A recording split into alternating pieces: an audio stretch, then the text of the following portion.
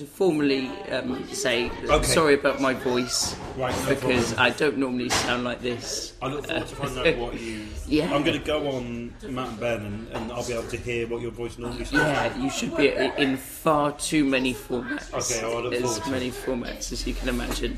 Yes, yeah. We were talking about, because I said you're going to be very busy, and I thought you were off doing Chortle later.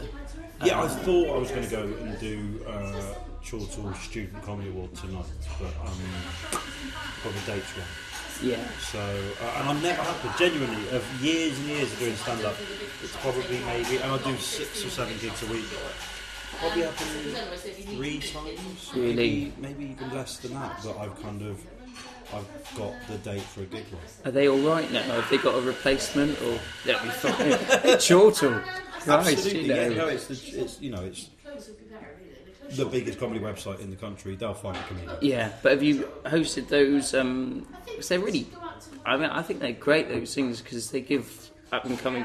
They don't really ask any questions. They just go, entries are open and anyone can come in and do a bit. Yeah, no, I've done a couple before. And so Chortle and also So You Think You're Funny is also the other kind of big comedy competition for people where they don't ask questions, so brand new people do. So So You Think You're Funny's criteria is allegedly, people bend it a little bit, but allegedly that you shouldn't be starting, so it's, the heats are in like the June, and you shouldn't be doing stand-up longer than the September before, so it's a criteria. Real new people.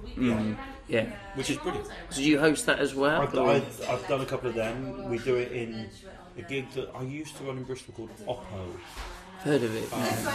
Which is at Channing's in Clifton, which 2 new comics, Jared Hardy and Finn Taylor, have kind of taken over from me.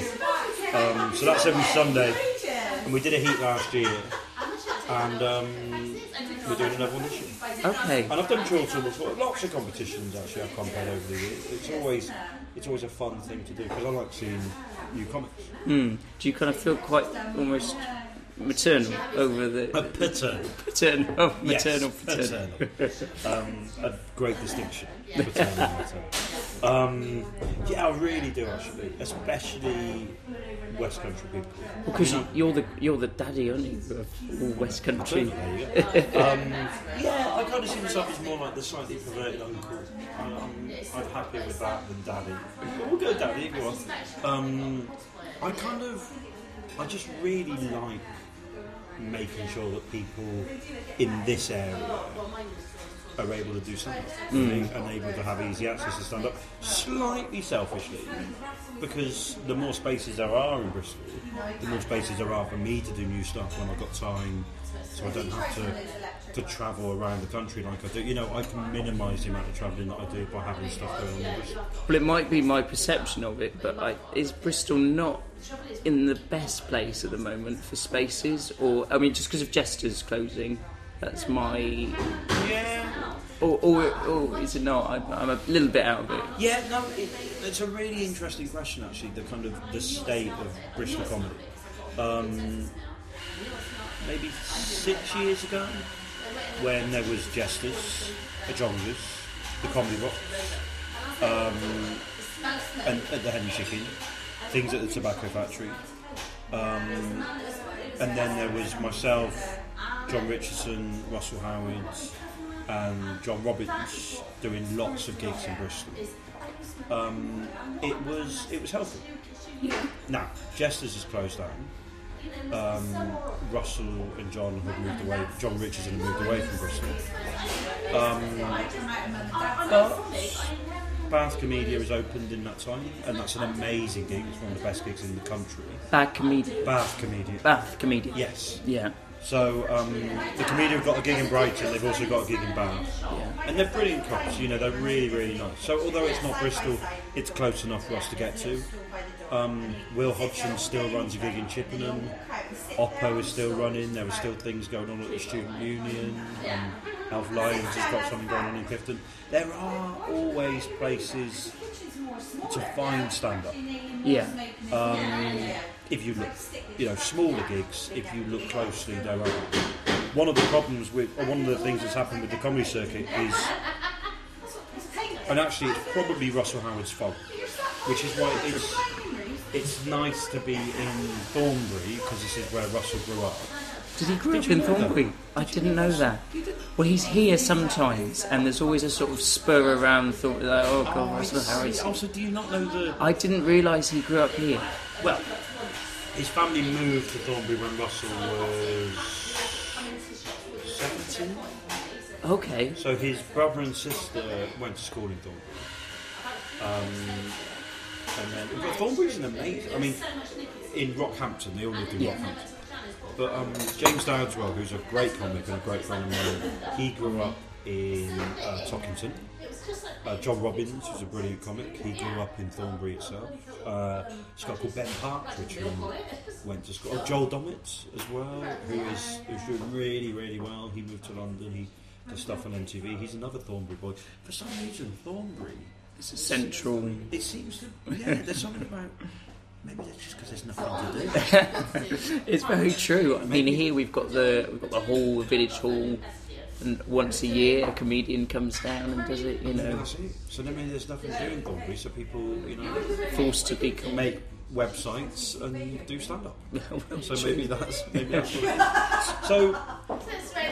But Russell's fault is that what's happened is more people are now touring bigger rooms.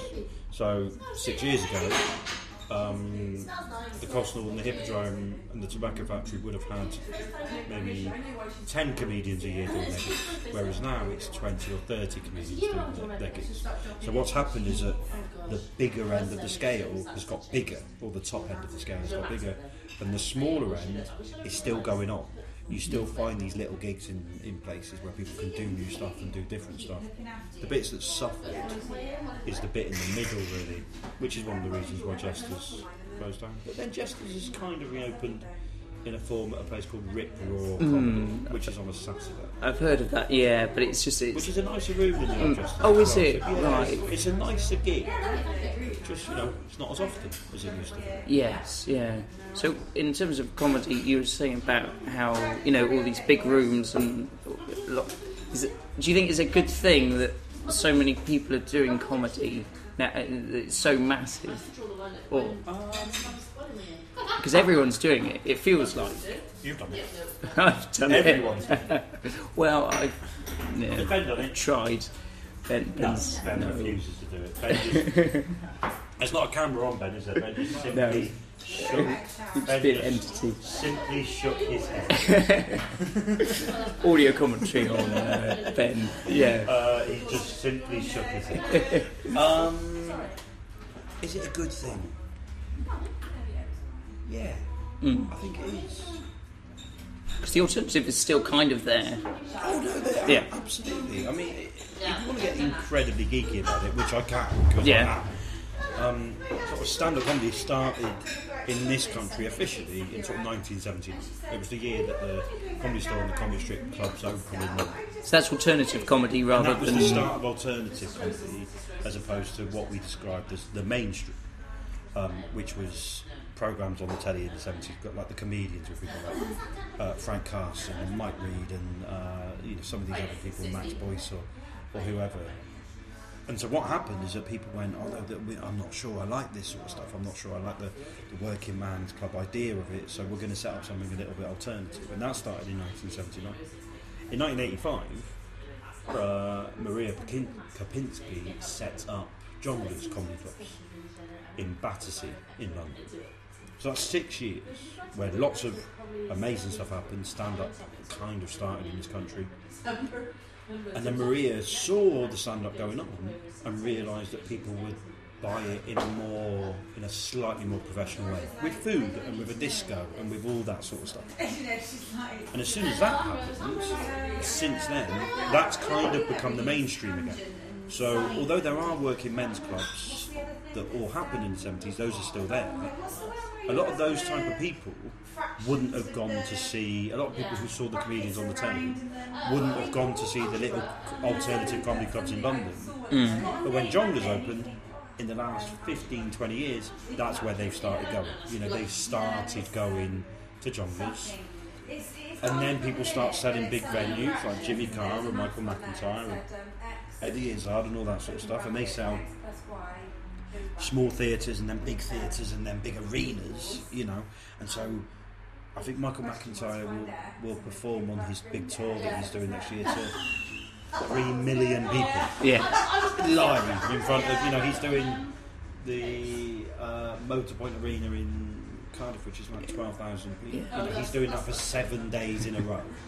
And the O2. Absolutely, he's doing the O2 for 10 days. You know, he'll sell 20,000 tickets a night to see him. And that's amazing for people who want to go and watch comedy like that. Have to see the spectacle. Absolutely, to go and see the type of thing that they would have seen on the telly. Mm-hmm. But the alternative is still there. Small clubs are still there. Gigs that hold 60 people, 70 people. Gigs that hold 200 people. Comedians who don't do the type of thing that you'll see on the telly. I mentioned Will Hodgson, who is Chippenham based. He's an amazing comedian, but it won't. Daniel Kitson, you know, is a perfect example. You know, Daniel Kitson that I saw you out, and you saw me out last week. Yeah. Is all comedians, every single comedian that you will ever meet, if they know what they're talking about, will say that Daniel Kitson's the best comedian. He just is the best. Yeah, there's no question.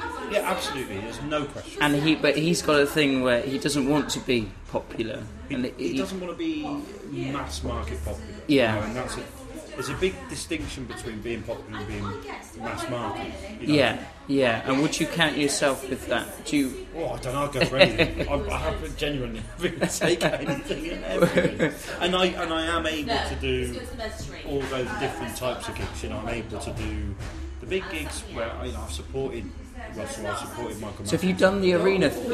I've done. I mean, the biggest I did with Russell was 3,500. Okay, is that a theatre or was that an arena? That was it was an arena. It was the Bournemouth International Centre. Okay. But you know, the Colston Hall is about 2,000. You know, so I've done those sorts of gigs. Yeah. But then I'll also do little gigs, and you know, we go wherever I can because the thing is.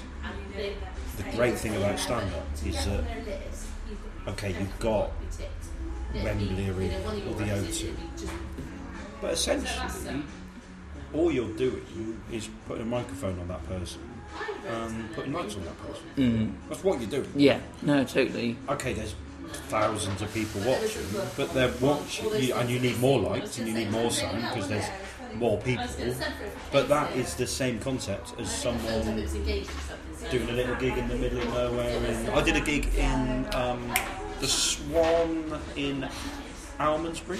Oh, I think I know, yeah. On a pub just off the motorway, and you just come Yeah. I did a gig there a couple of weeks ago with a microphone but not great sound in front of 30 people. So you've got the same concept thing. Yeah. And people will go and watch it. People will still enjoy it. It's just really straightforward. And I don't mind more people doing it. Mm. I just wish people did it because they love stand-up. Because Yeah. I love stand-up. Yeah, and it's actually you're doing it because it's stand-up, not because you want to get somewhere else with it. You don't want to be in a sitcom necessarily. Exactly. I don't want to be a presenter. I do stand-up because I love doing stand-up.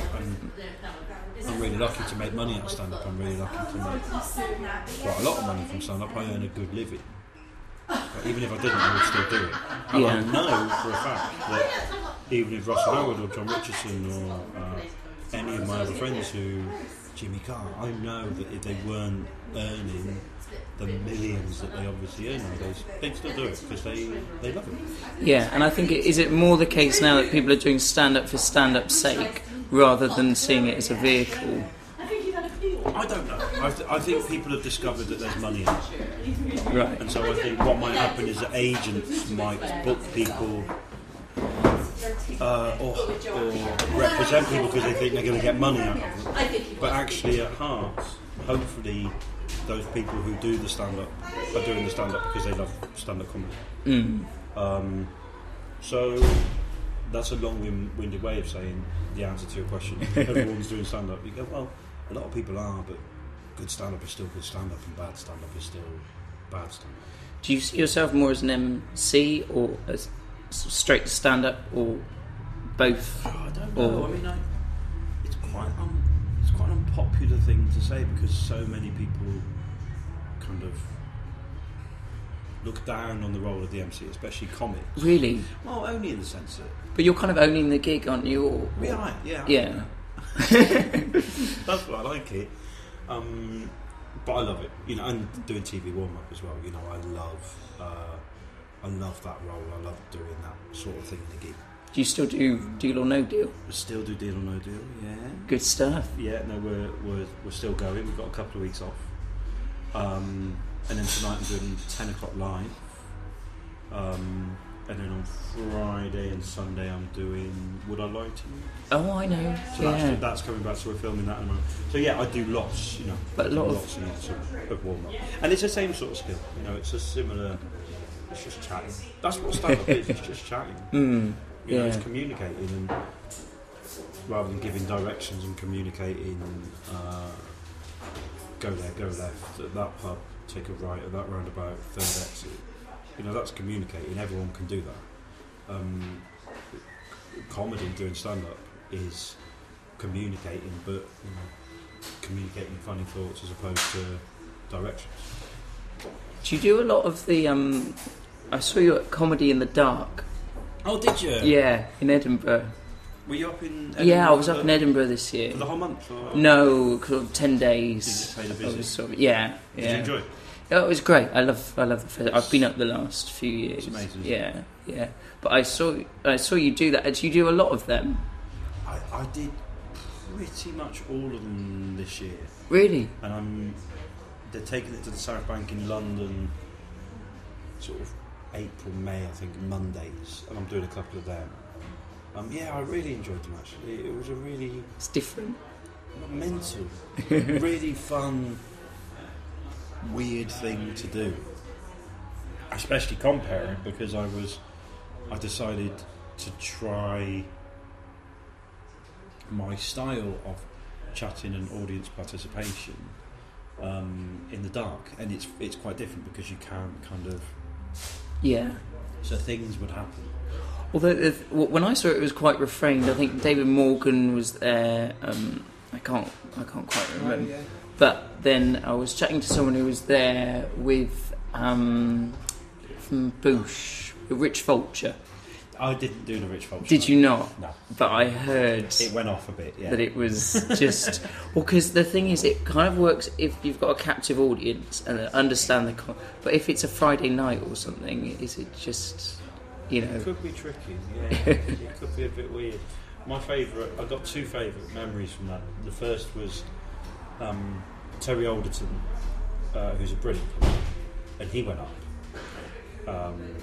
Because what happens is, so I compare, and it's light for 30 seconds, and then it goes dark for me for 10 minutes, and then at the end of that 10 minutes, the lights come up, and I introduce the first act, and they walk on in the lights, and then 30 seconds later, the light goes dark, and for 15 minutes they're in darkness, and then at the end it comes back up again, and it goes like that for an hour. Well, Terry walks on in the lights go dark. Terry is brilliant at impressions. He says, I'd like to do my Stuart Lee impression. So he does his Stuart Lee impression, and my Julian Clare impression, and he does his Julian Clare impression, and now I'd like to do my Tim Vine impression. And I'd like to do my Milton Jones impression. But while Terry is doing his first two impressions, he has arranged for Milton and Tim to walk on stage in utter pitch black. And so when he does his Tim Vine impression, it's Tim Vine doing it. And when he does his Milton Jones, it's Milton Jones doing it. And then they do their impressions, they leave, and as the lights come back on, it's Terry on his own. Oh, I see. It was, you know, some of the audience kind of knew kind of got what was it. going on, some of them didn't. Was there a big reveal of it, or...? A little bit right at the end of the gig, yeah. Oh, okay. And it was, you know, it's something that couldn't happen in any other type of gig. I did one. My favourite bit of comparing when I did it was I was chatting to the audience. I think I was asking them where they were from, and someone said he was from Spain, and I was asking him about Spanish swear words. I wanted him to teach us all how to swear in Spanish, And I said, "What's your name?" And this was in total pitch black. And he went, "Galileo." Galileo? You went to Galileo. And out of the utter pitch blackness, and when I'm talking pitch black, I'm talking, you cannot see. I don't know what it's like as an audience member, but as an act, you cannot see. Oh, nothing. Anything. Yeah. So I said, Galileo. And the bloke behind him went, "Figaro." And the audience, as one, started singing Bohemian Rhapsody. The whole thing in utter pitch black. The whole thing with the guitar solo, for 8 minutes, the lights came back on and I introduced the comment. It was brilliant. It was just, it's mental, and that's what Edinburgh can be. That's what comedy in the dark can be, and actually that's what stand-up can be, because that's the joy of stand-up. Is especially the joy of smaller gigs, because the unexpected will happen. The funniest thing can happen when you don't have that control, when you don't know what's going to happen. That's what we like about. We like the danger of stand-up, and so what's happening now is at gigs like TV shows like Live at the Apollo and Michael McIntyre's Roadshow and those sorts of things. They don't sanitise it, but they do take the unpredictability out of it. Because for telly you need material, you need here's a joke, ba-bum. Whereas actually the joy of stand-up is those times when something, a once-in-a-lifetime thing happens, and you go, "Oh wow, I can't believe that happened," and that's what's so exciting about it. Is that why you like emceeing, in that it's always a bit different? It's not, you're not just recounting. Yeah, I do. I mean, even when I do stand-up, I do it quite loosely, so I don't 100% know what's going to come next. I know all my material, but I've got lots of stories. I've got, chunks, and who knows what order the chunks will go in when I'm doing it. So you've got stuff you can rely on. Oh yeah, and the bigger the room, the less chat you do, because it's very difficult. But I'll still mix it up and still see what happens. Are you back at Edinburgh this year? Yes, I'm doing a show, a chat show about comedy, actually, because you may have noticed that I'm slightly passionate and geeky. I don't know if you noticed that. There's something about you. And I'm doing a show about stand-up, so it'll be me and 3 comedians every day. Different? Yes. Yeah. Talking about how we write, talking about what we love about stand-up, talking about how we became stand-ups. It's kind of like one of those comedy courses that you find are kind of in an hour. I'm doing it 12 till 1. I did it in Leicester Comedy Festival, and it was myself, John Robbins, Russell Howard and Will Hodgson. And yeah, we did an hour. One of the complaints actually was it wasn't long enough, which is a lovely great to have. Yeah. People wanted it to be an hour and a half as opposed to an hour, which is good. So yes, I'm going to do that for 2 weeks in Edinburgh. Okay. Because there are so many other festivals, things like Green Man Festival in Reading and Leeds, and Bee Festival, and lots of those other things going on in August. So yeah. You just spend all your time in the festivals, and yeah. You can do, yeah. I mean, during the summer, I'm doing Latitude in July, which is a lovely festival. You've done it before? Yeah. I'd love to go. It's brilliant. Yeah. It's a long way away. It feels like that part of Suffolk feels like further than anywhere else in the world. Yeah, it's good. It's gonna be fun. Yeah. Your serial killer show. Yes. Is that? Have you put that to bed now, or is it?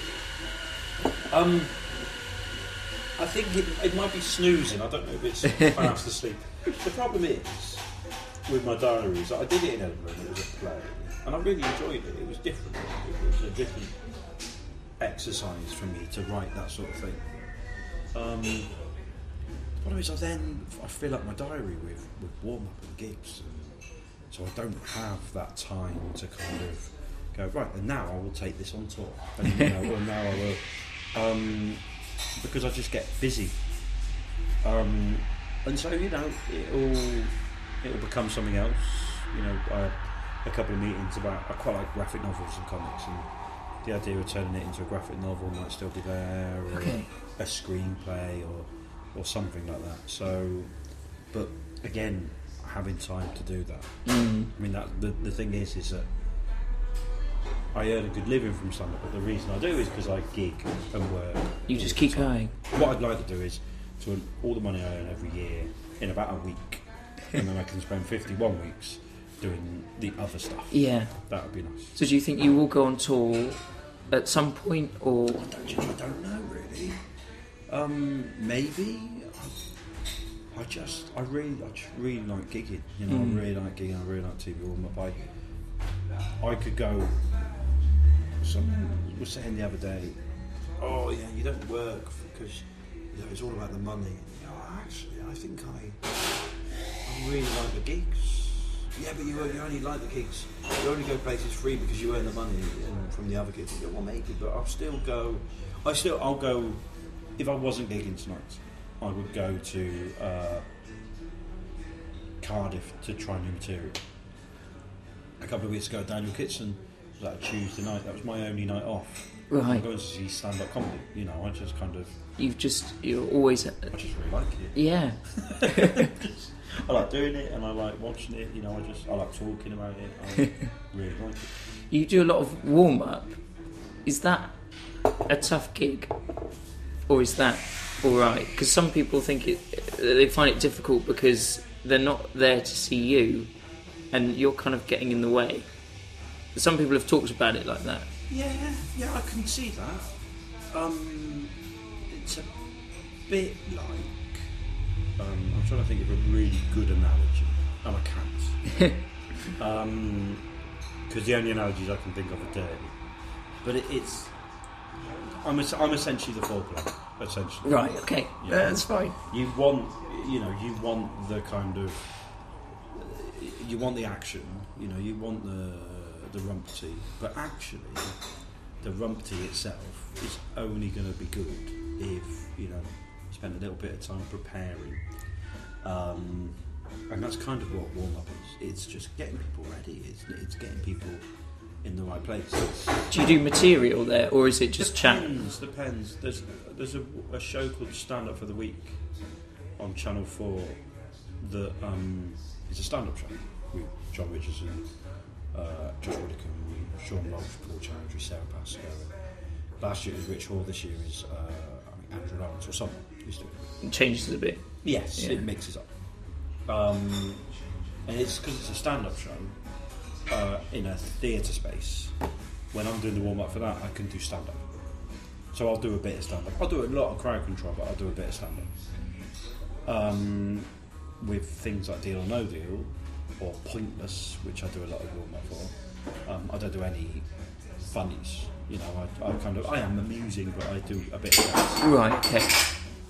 With things like 8 out of 10 Cats or Would I Lie to You, they're somewhere in the middle. So I don't really do stand-up, but I can go funny, I can have a bit more of a laugh with them. Because Would I Lie to You and 8 out of 10 Cats, and did a thing with Matt Lucas last year, and 10 O'Clock Live tonight. Because they're comedy shows, you can be funny. And you want the audience laughing. Whereas Deal or No Deal or Pointless, you want the audience kind of concentrating. Mm-hmm. So it's just figuring out what the producer and the director want and their audience to be, and then getting their audience in that position. Were you a little bit of a latecomer to stand up? Did you start it? Because people start really early these days. I started when I was about 23, 24. Okay. Which saying it feels young. Mm-hmm. But then so many people now start at 18 or 19, it feels a bit old. Well, I've had a few misguided forays into it. I'm 19. Right. I feel too young to be doing so. I mean, because people look at what have I got to say, you know, even if I have got funny stuff. But so many people are younger now and having a crack at it. So, you know, funny's funny, I suppose. Well, that's the thing. I mean, but then you also look at Rod Gilbert is doing brilliantly. Rod started when he was 32. Yeah. Mickey Flanagan started quite late. Frank Skinner. Yeah, Frank Skinner started. You know, there's a lot of people who started. Greg Davis He's a lot older than you'd imagine Greg would be, and you know, and Greg's doing brilliantly at the moment, and he didn't start until his early 30s. You know, so okay, you do get people who start early, but it's not a race. That's the key to stand up. It's you can't compare yourself with other people. You can't say, oh, God, they're doing brilliantly, or that means I'm not. You just do what you can do, and that's the key. So have you ever had a proper job? Sort of. I was a careers advisor. Oh, really? Before becoming a stand-up comic, yeah. Did you have a career before you were a careers advisor? Not really. No. Does that feel... No. I ran a charity for disabled people for a bit, so that was kind of a job. And I worked in comedy straight after university. But yeah, no, I love, you know, I really enjoy being a careers advisor. It's the same sort of skill as just chatting. And yeah, and then quite quickly became a comic. Fantastic. So yeah, and you know, still here and still gigging, and you know, continue to just work. Is it something that you'd ever think of stopping, or is it something you always want to do? I don't think so. I'll probably change when I get older. I mean, I'm 36. I can't see myself at 50 or 60 travelling around the country to do 20 minutes in front of students. I'm already feeling old for freshmen. But I'll still do it. There'll be different ways of doing it, really. Because I just love it. It's a bit of a calling. Yeah, absolutely. I'm constantly thinking about stand-up. I'm constantly thinking about kind of, you know, gigs and material and things that I want to do and all that sort of stuff. Yeah. Brilliant. I'll let you escape now. Yeah, I've got to go to London. Yes. Yeah. Are you going? Are you on a car, train? I'm driving. Yes. You're driving. So it'll be all right. Well, you've got so many gigs in London. Do you ever think about moving up there, or no? Like Bristol too much. You're all right. Yeah, I mean, I'm up there for the summer, May, June, and July quite a lot, and I might get a little flat up there for a couple of months. Okay. But I do like the West Country too. The West Country's amazing. I'd much rather live here and travel to London and live in London and travel other places. Definitely. Thanks very much. Thank you for having me. You're very welcome. Thanks so much for doing this. Brilliant. No, I really enjoyed it. Great. Lovely. Okay, lovely.